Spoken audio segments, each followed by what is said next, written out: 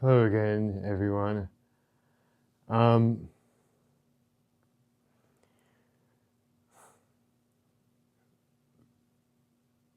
so, as we've already kind of looked at in previous videos, if you've watched any of those, um,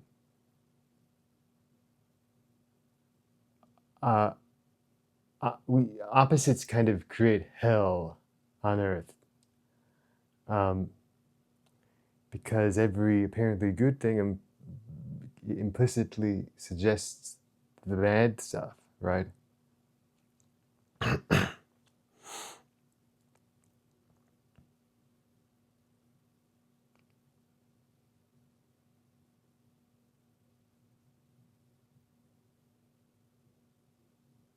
Why do we have so much trouble? Uh, why do we keep holding on to this stuff then? Every good thing is actually a bad thing. I mean, by that logic, every bad thing is also a good thing. So, like, let's keep it light here. It's not. Uh, the whole thing is kind of. It just is what it is ultimately, right? But at least that's what the words would suggest, isn't it?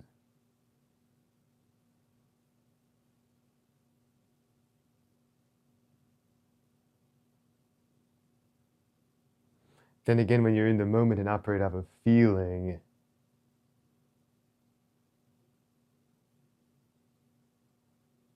you let the heart lead, so to speak, or something like that.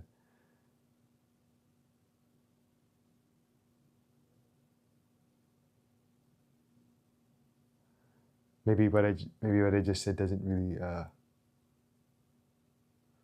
seems to go out the window.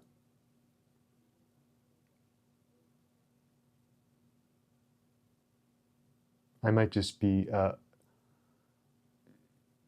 showing the apparent end result of a logical system that doesn't have anything to do with what's going on. Saying good things imply bad things.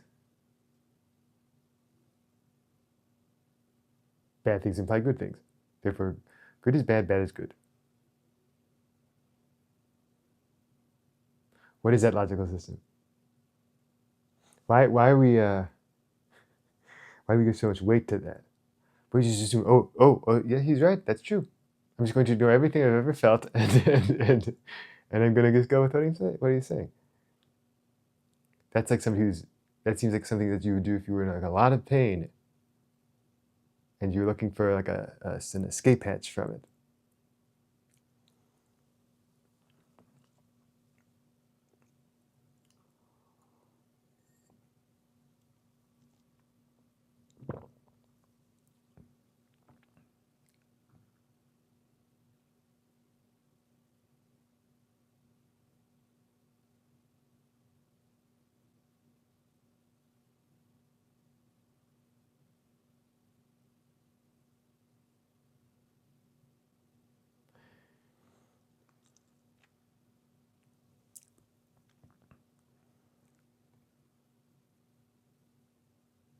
You know, a lot of things might just be socialization that we assume aren't. And if everybody's just so addicted that they aren't quite willing to accept this. Uh,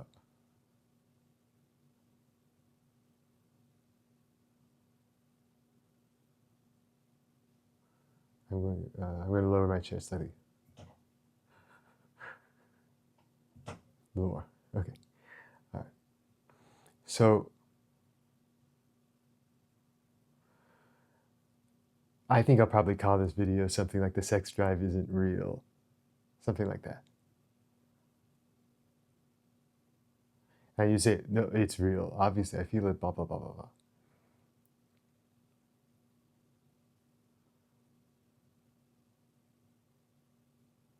Is it real? Is there actually any difference at all between the sexes?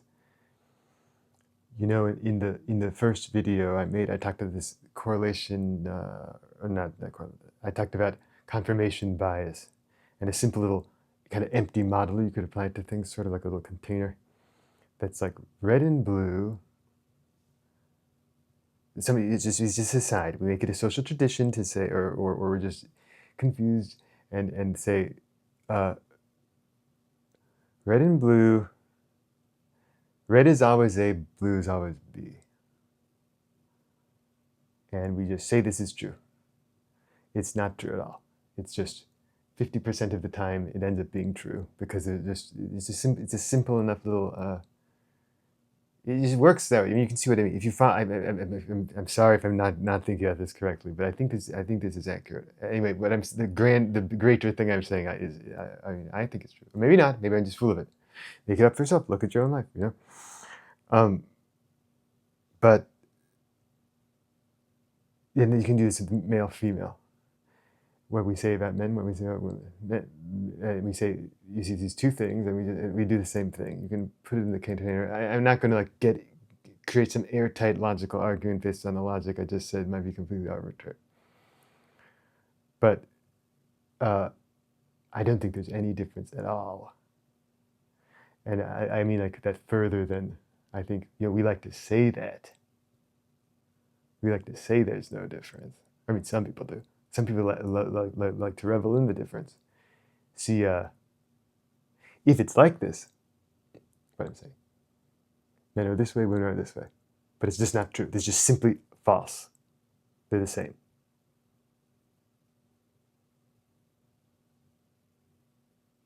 Then this ends up happening. It's like half the time, oh, it's true.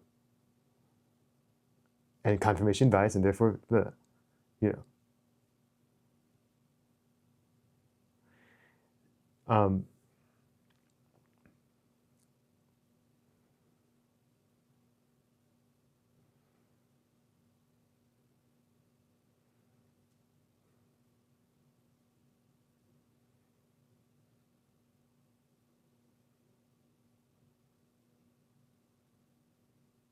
going to try to keep it fairly light for this. This is very easy to get very, very, very dark. And this is just an entertainment channel after all, right? And you know, I might just be some greedy person trying to make money on YouTube. So why would I why would I sacrifice that just to say some like dark stuff?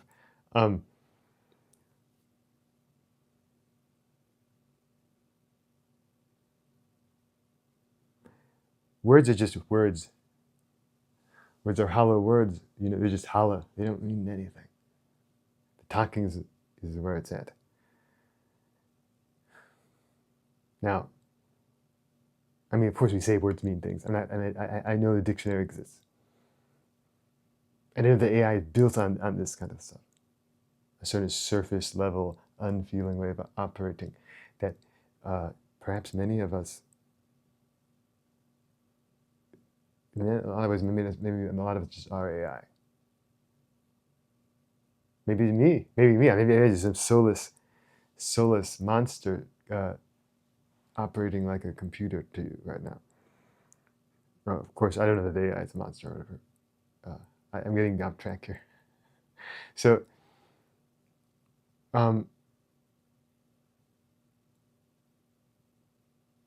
people like to think, oh, they're this. Oh no, they're equal but different. No, they're not different. That's a cop-out. You want to have your cake and eat it too when you say that. They're the same. They really are the same. And if they're the same, then why do we care so much about it?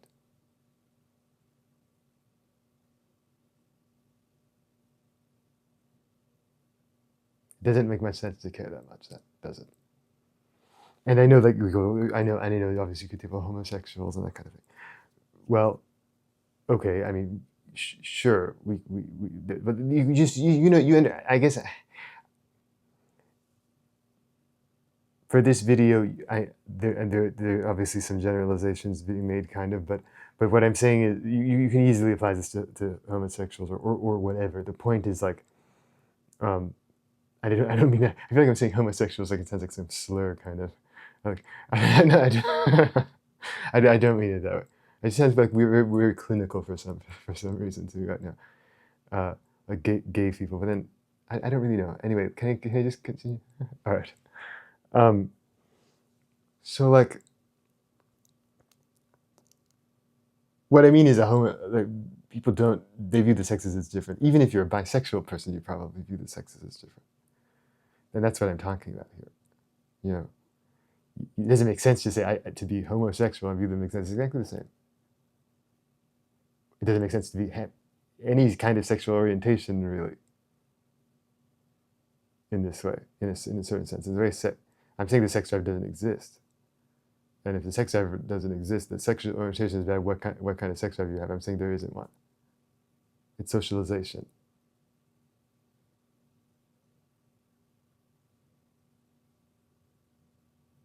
Just because at one point in your life you gain the ability to reproduce, that comes online, and because of socialization, we see all the adults who are sex addicts. We basically live in a sex cult. This is pretty much true.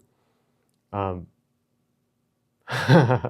not, maybe not. Maybe I'm just insane. Okay. It comes online, and it's just, correlation doesn't equal causation. The hormones are not a drive. It just is not functioning.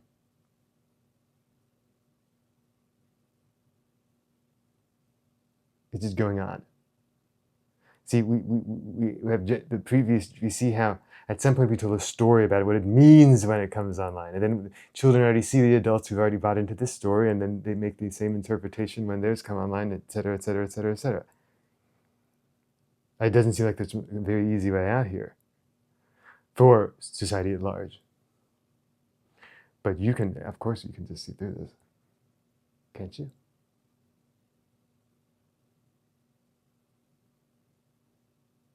You know, we like to say that we really think they're the same. Really. Is that really true? Do you see what they do to each other? And you really say that, but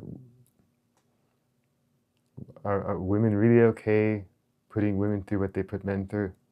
Are men really okay putting women through what they put men? What am I trying to say? Are we really like if you're a woman, are you really okay putting women through exactly what you put men through? If you're a man, are you really okay putting men through exactly what you put women through? Exactly. Because they're the same.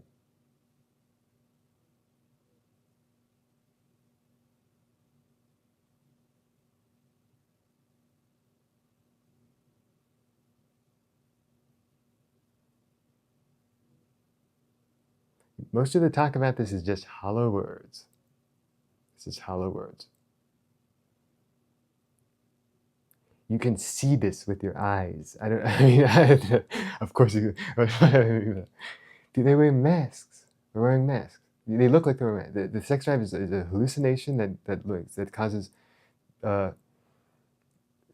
people to look different from each other. You can see through it, and the visuals look the same if you see through it, but it feels like you feels different. It's like it looks the same, but it feels different. I don't know how else to put it. If you've seen this, you maybe would know what I'm talking. I've probably given enough details. I kind of wonder how many people notice what I'm talking about.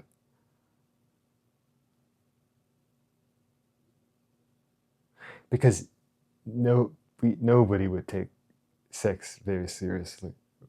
It would not be a big part of life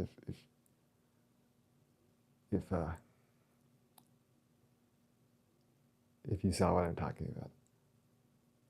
You would see that, and you'd see that what we've done has really created, it's furthered this kind of hell on earth opposites scenario. And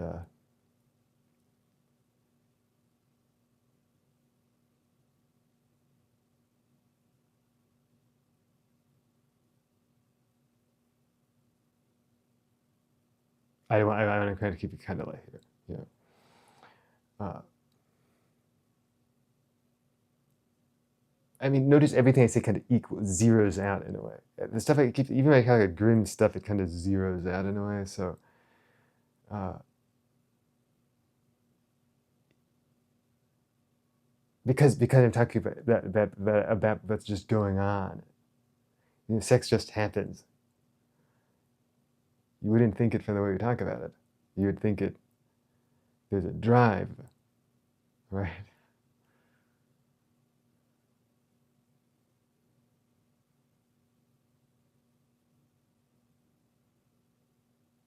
The see, we become half people, and then we try to use some of the opposite sex or same sex or whatever to fill that hole, and that doesn't work. You know, if you live with somebody,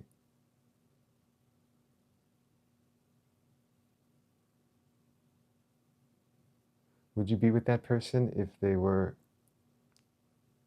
whatever sex you're not attracted to? Obviously, this doesn't work with people who aren't attracted to say that well, people who say that they're not attracted to anybody. But what I'm talking about goes beyond actually like doing it. Like I'm talking about like the social roles and everything. The seeing the difference at all. What I mean is seeing any difference at all in humanity. And I don't see like people use that as a caveat, like, oh yeah, I see the humanity in both men and women, but they are different. You know? And that's why and then they should do these different things that we box them into. And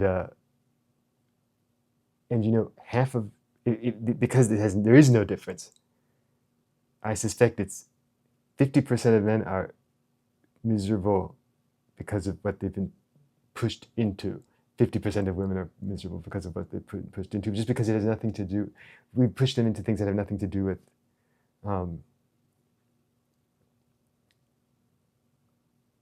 There's no correlation at all. You see what I mean? It's back to that empty model I gave. You get what I'm talking about? That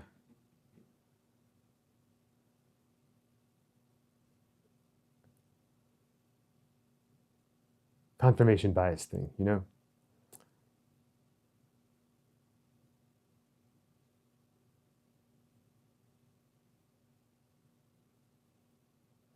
See, people can't, and I'm not sure that it's really just like half. I take it back when I said half of men and half of women. No, because we're in flux. We don't have consistent personalities. It's not like, no, this is the half of the male population, the half of the female population that aren't satisfied with where they are. The other half is fine. No, that's not what I mean. It's in flux. I mean, I guess I meant something else a moment ago, but this is, no, I'm saying this now. It's in flux. We want to have our cake and eat it too about this stuff, basically.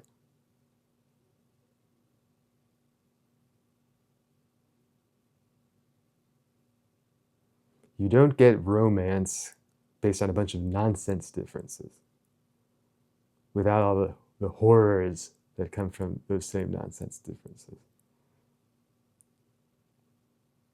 So what do we want, right? I mean, it seems like we've unfortunately picked some pretty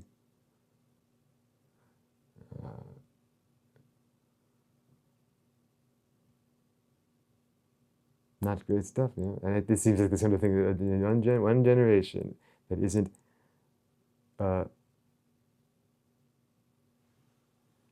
brainwashed by their parents before they can even defend themselves will be able to completely solve this. But I don't see any reason that would ever happen.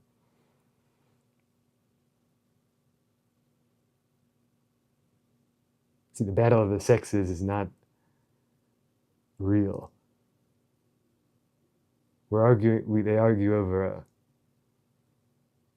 a narrative. It's about dominating a narrative, explaining what's going on. The pendulum swinging is it's about a narrative, a cause and effect narrative going on. But I don't think there is a cause and effect narrative going on. You know, maybe you do. Okay, all right. But I'm saying that it's just fighting over a story.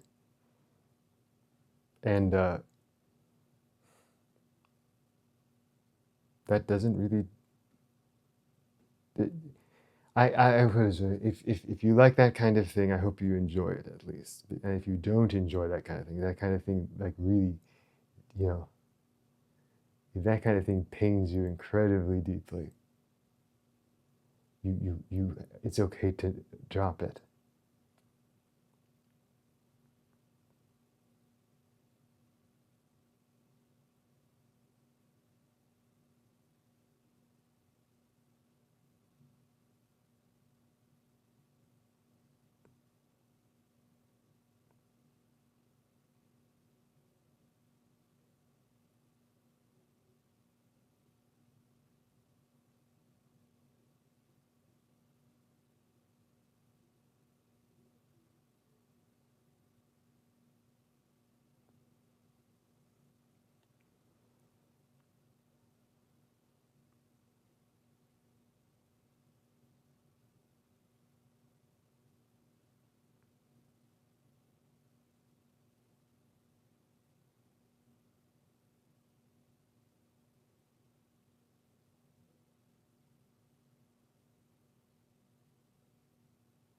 So I think that that's probably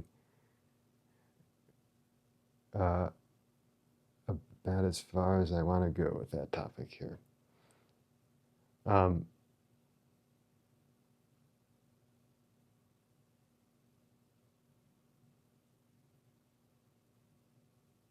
but you know, we make it so. Uh,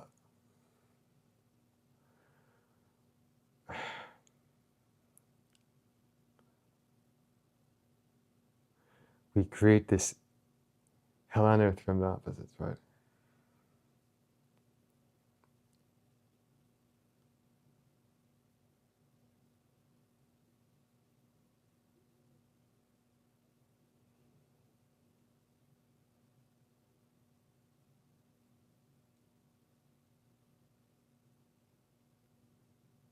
We split our minds in half,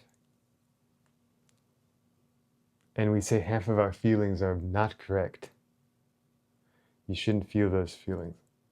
You should only feel half of them. And that leads to shutting down feeling entirely. And then you become a half person because you demonize half of yourself.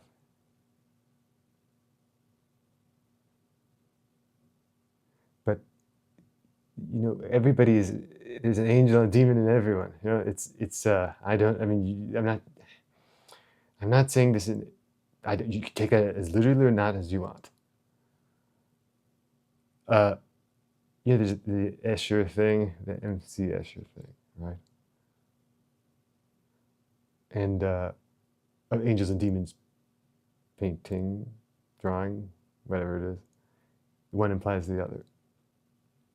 If we create a reality where there are angels, we create a reality where there are demons,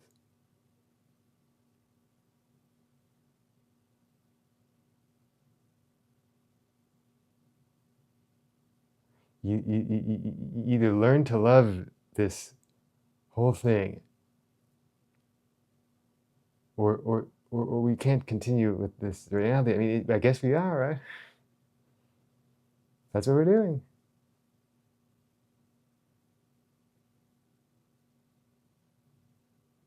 But I've already said your bad side is probably not even your bad side. It's probably a good side. And the side that you think is your good side is probably your bad side, according to the other people around you who don't want, if you're being really honest. Because somebody who's hiding half of themselves from the world causes a lot of trouble for people. because it can't be light. It's a very heavy thing to demonize half of yourself.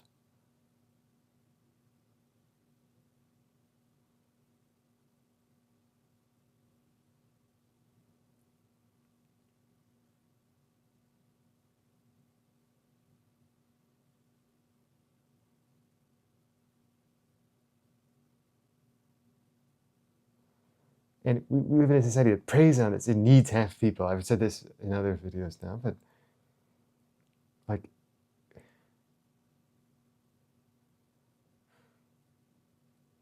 the whole person doesn't need much.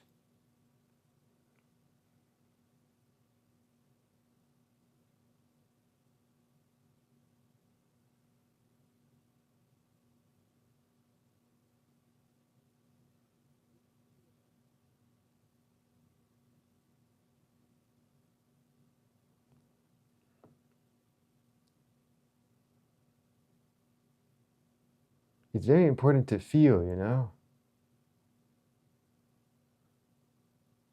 at all. To just feel. I don't mean to feel certain things. To go beyond words. To realize that the words we're referencing before we just forget about what they're even pointing to. And the meaning of the words maybe gets distorted, lost, or warped and distorted over time, you know? Who knows what you know, some old texts or something meant to someone reading them thousands of years ago or something like that. And it's just a vague, stupid statement, but you maybe kind of get what I'm saying.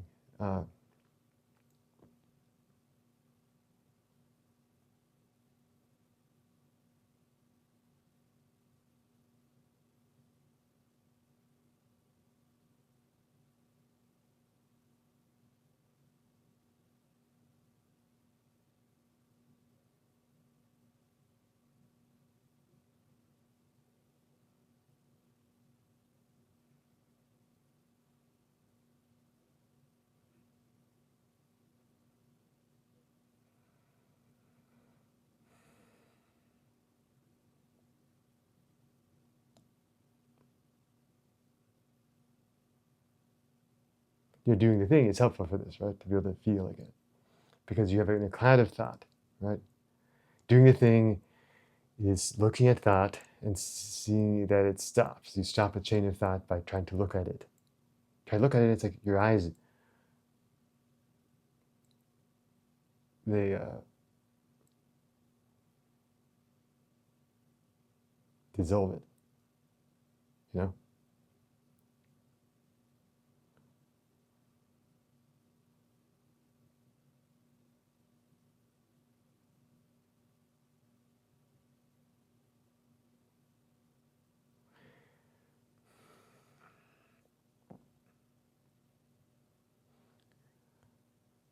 Music can help. That's something that probably helps.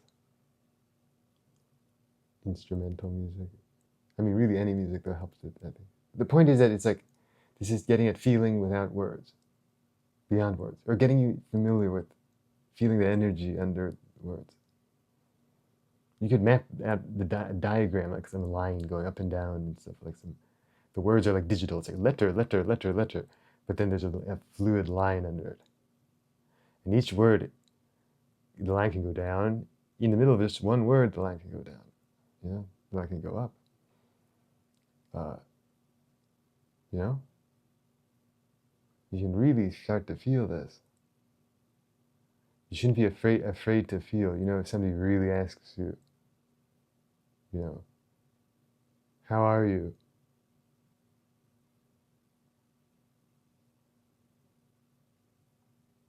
How are you?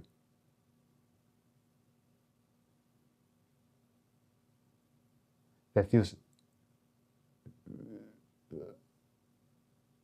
there's a certain feeling there. It like something really is there totally, and says that to you.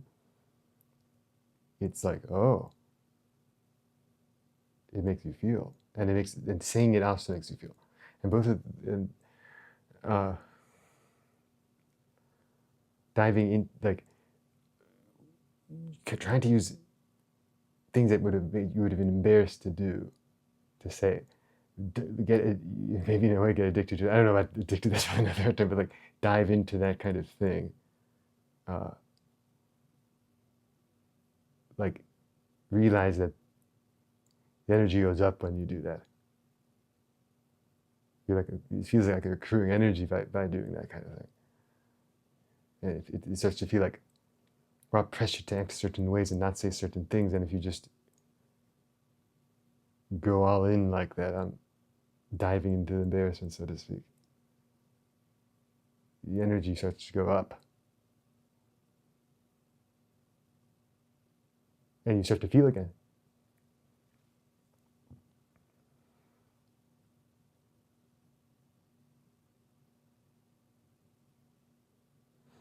And because the thing is, like when you say something like something that seems vulnerable to somebody, and then you cringe after, you just do the thing. This is why doing the thing is so great. It stops all of this unnecessary crap. It's like I shouldn't have said, oh, I shouldn't have said that. It's like going through. I shouldn't have said that. I'm so stupid.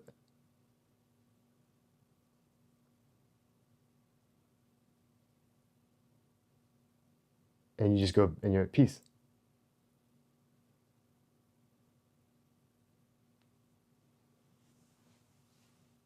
You give yourself permission to do this.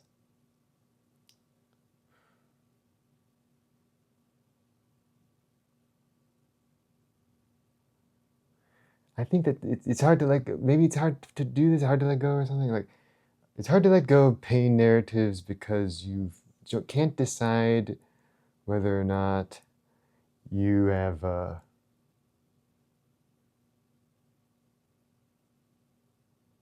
the price to pay for letting yourself off the hook kind of that you have to let everybody else off the hook. You know what I mean? And people just, they're not sure if they're okay with that. I think maybe that's what it is. I'm not sure if that might sound a little bit harsh, but yeah.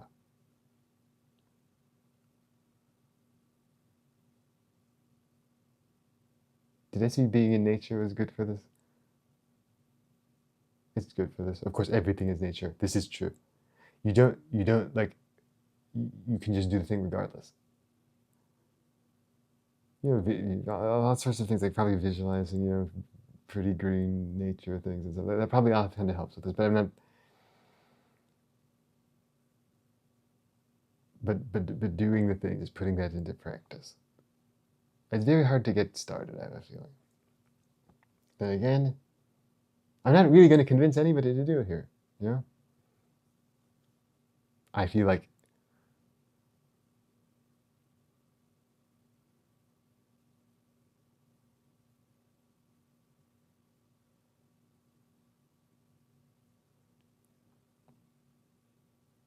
you can talk about this in a rather overt way. I feel like I'm talking in a pretty overt way, and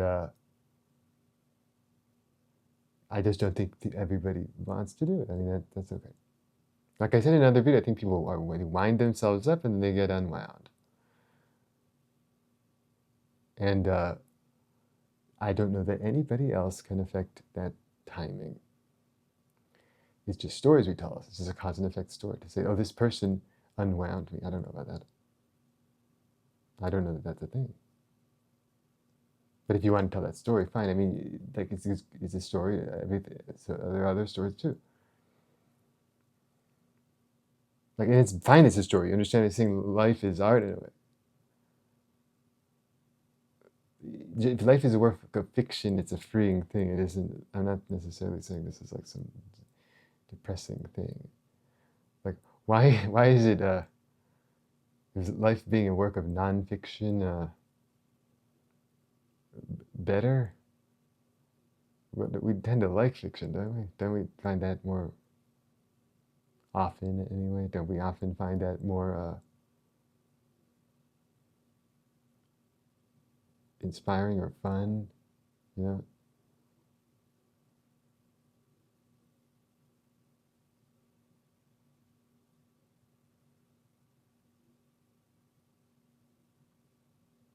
I'll talk a little bit more here. I don't know if I'll put this part into a second video, but it just seems like a good thing to transition into because of what I just said. So it's weird to think about our art forms, our sandbox art forms, like writing and music and visual art and that kind of thing. Because like the original novel, the first novel was from like, Don Quixote was from like the 1500s. I think that's true. You can look it up. It's from a while. Like I mean, no, well, it's not that long ago. My point is that it's not that long ago, and we kind of tend to act like it's always going to be with us. There's that. I know like nothing about books. No, I mean, I've read a few, but I've read a couple. But there's Don Quixote in the 1500s, and then there's like Finnegan's Wake, which is like some James Joyce thing, which is like kind of like it's like down to like just story beats. So it's like there's some sort of Don Quixote establishes like kind of what a novel is, I guess. And I've never read either of these books. I'm just saying this stuff. I just find it interesting. I've read about them. I barely Don Quixote I know nothing about basically. But this is interesting to notice, and I do know about it a little bit more with like music, but uh, like Finnegan's Wake gets it down to just it takes like this. There's this thing that's building up and building up with meaning. Novels get more and more complicated and interesting and dramatic and romantic, and Finnegan's Wake is just like the beats with this like kind of gibberish on top. It also is kind of palindromic, where I don't know if it's palindromic, but it wraps around, I think. But it's just like kind of like nonsense and shows that ultimately all that these are all just kind of nonsense. And even our own lives are art that's like that. It's just nonsense. And then when I'm saying that these art forms, they might not be around with us, they might not be around forever, you know? There seems to be this phenomenon in the 20th century where various art forms kind of exploded into meaninglessness. And now we're just kind of, well, I mean, you can still follow the old tropes, but they've already been completely deconstructed. So, I mean, do it if you want. But that sounds kind of like, almost like it might not be on its way out. I'm not really sure about that, actually. Maybe it's not on its way out. I really have no idea. But,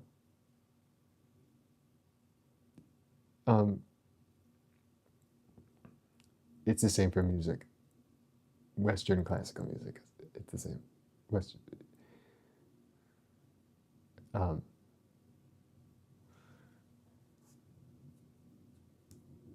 because you have like Bach and Mozart and then Beethoven gets more dramatic and then gets really, really dramatic with like Mahler and stuff. And then it actually becomes, some people would be not happy about me saying, but eventually, then it just becomes meaningless with like Schoenberg and that kind of thing. But like, it becomes, well, you understand what I'm saying. I think anybody who knows, I think some of the people listening probably know what I'm talking about. I mean, whatever, it's not that important. You can look it up if you care. And visual art probably. I mean, it's the same way, right? If you the toilet art, whatever that is, that Dada or something. I mean, it gets kind of ridiculous, right? Everything explodes into meaninglessness eventually. But these art forms aren't like thousands and thousands and thousands of years old. The ones I'm talking about, I'm talking, Western classical music, the novel, the like Western novel. They're not really that old, and they've already kind of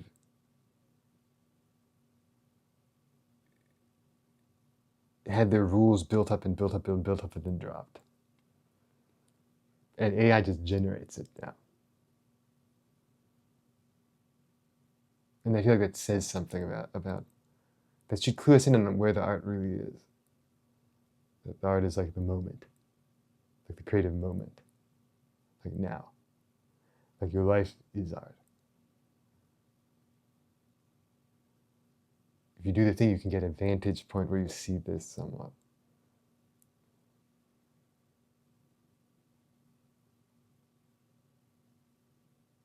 You have synchronicities and stuff that you can kind of see, right? Or as some people know what I'm talking about, right?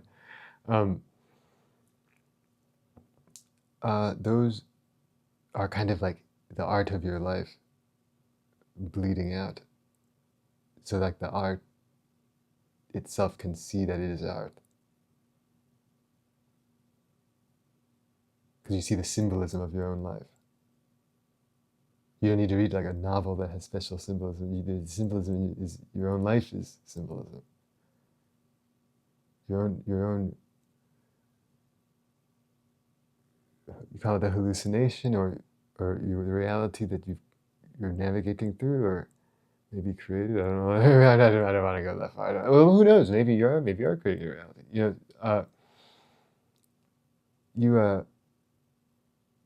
It's full of dream symbols, isn't it?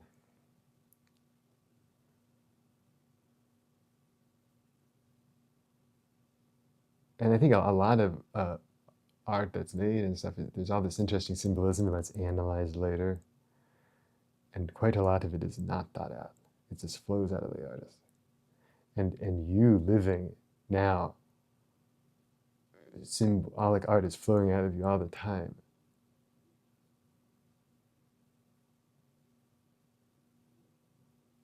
And wouldn't it be nice to slow down to finally appreciate the art that you are?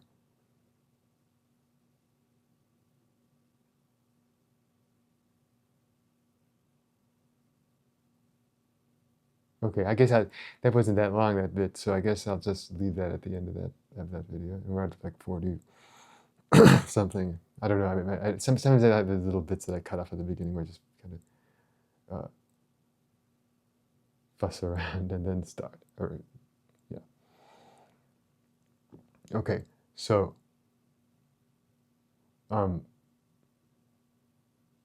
but I like to do these seamless once I press record. Anyway, or once you understand what I mean. I like to not have. I don't want to have a bunch of YouTube cuts. I'm trying to get you to do the thing, and YouTube cuts. It seems kind of like a joke. Like it seems there's something ironic and amusing about if I did that. If I did tons of cuts.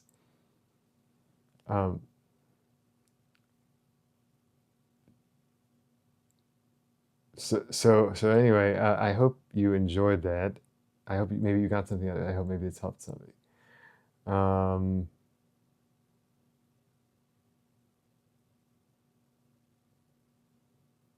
Yeah, so if you like that,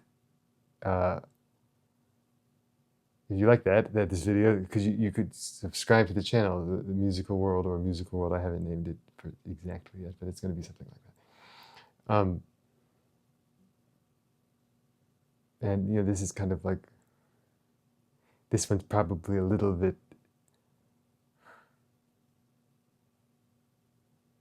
less light, maybe. I don't really know, but this one felt like a good one to make, though. So,